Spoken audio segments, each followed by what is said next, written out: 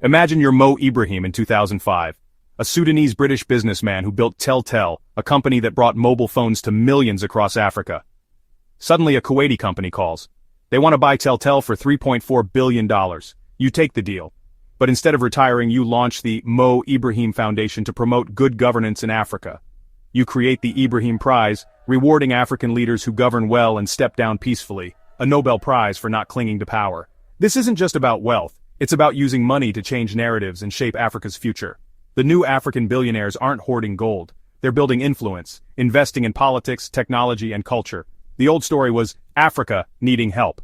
The new story is Africa building its own future, on its own terms. For decades, African wealth was synonymous with corruption and extraction. But people like Mo Ibrahim, Aliko Dangote, and Strive Masiyiwa built empires by serving millions, not by stealing from the state. They saw needs, cement, telecom, financial services, and met them. These are capitalists, but also creators. Their success is forcing the world to update its view of Africa. The world is finally paying attention. This shift is seismic. The global image of African wealth is changing, from corrupt leaders to visionary entrepreneurs. These billionaires are rewriting the script. They're not just accumulating money, they're leveraging it to reshape Africa's narrative. They're players on the global stage. The old story was about extraction. The new story is about creation. They're building businesses that serve millions. They're capitalists, but also nation builders. Their success is a challenge to outdated stereotypes. Africa's new billionaires are symbols of a continent in transformation. They're not just rich, they're redefining what's possible. The world's software on Africa is being rewritten. The story is no longer about need, but about potential. And it all started with a single phone call. Africa's billionaire class didn't emerge overnight. It's a story rooted in the end of colonialism. Colonial economies were designed for extraction, not creation. Local entrepreneurship was suppressed. Independence brought chaos, coups, civil wars, economic mismanagement, but also opportunity. A new generation was educated, traveled, and asked, why can't we build for ourselves? Aliko Dangote saw Nigeria's need for cement and built factories, creating jobs and keeping wealth in the country. He expanded into sugar, flour, and oil, building industrial self-sufficiency. This was a direct challenge to the old economic model. Across Africa, similar stories unfolded. In Zimbabwe, Strive Masiyiwa fought for the right to start Econet Wireless, now a pan-African telecom giant. In South Africa, Patrice Motsepe turned struggling gold mines into profitable ventures after apartheid. These weren't just business deals, they were acts of economic liberation. The new African elite built their fortunes by meeting local needs, not by relying on foreign companies. They reinvested profits, expanded industries, and created jobs. This shift marked the rise of homegrown entrepreneurship. The continent's economic landscape began to change. African billionaires became symbols of self-determination. They challenged the legacy of colonialism with every new factory and company. The old system was rigged. The new system is being built from the ground up. Africa's billionaires are proof that the continent can and will build its own future. The game has changed. With wealth and empires established, African billionaires now get invited to the world's most exclusive gatherings, like Davos. Once, African leaders came to ask for aid. Now, billionaires arrive as equals, shaping global policy and closing deals. They're not just at the table, they're helping set the agenda. When Aliko Dangote speaks at Davos, he's not just representing his company, but the future of African industry. Partnerships with global foundations show African wealth tackling African problems. This changes perceptions. Africa is now seen as a continent of problem solvers. The global elite now view African billionaires as peers. New networks are forming, Lagos to Sao Paulo, Nairobi to Seoul, bypassing old colonial roots. African billionaires are joining global boards, endowing university chairs, and buying property in major cities. This integration signals a massive power shift. Africa's economic landscape is increasingly shaped by its own entrepreneurs and investors. The world's idea of power is expanding. It's no longer just a white man in a New York suit. It could be a Nigerian woman running a multi-billion-dollar oil company. The guest list for the global elite is growing and diversifying.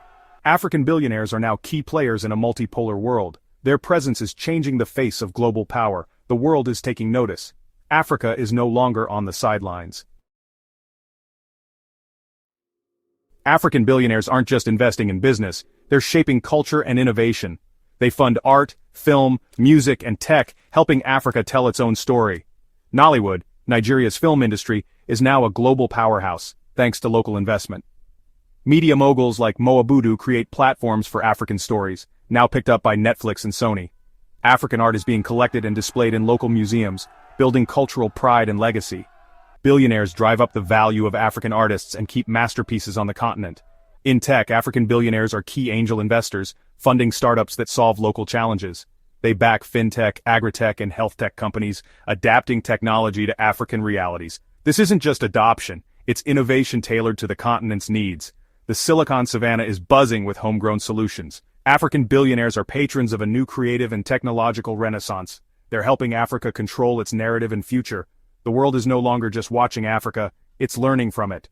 Culture and innovation are now Africa's global exports. The continent's story is being told by its own people. The new African elite wield power through global networks. They build strategic alliances that move markets and shape policy. When an African billionaire joins a global board, they bring unique insight from doing business across dozens of countries.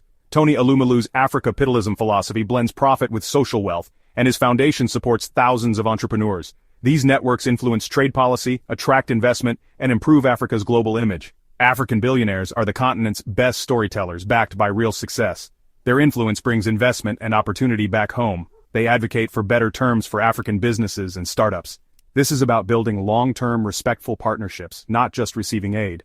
The old model of outside consultants is fading. African leaders are now conduits, connecting local opportunities with global resources. Their address books are as powerful as their bank accounts. Africa is now a partner, not a project. For years, Africa was defined by a single, negative story: poverty, conflict, and helplessness. The rise of African billionaires shatters that narrative.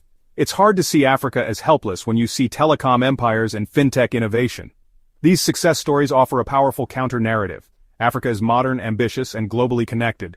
Perception shapes reality. When investors see opportunity, they invest.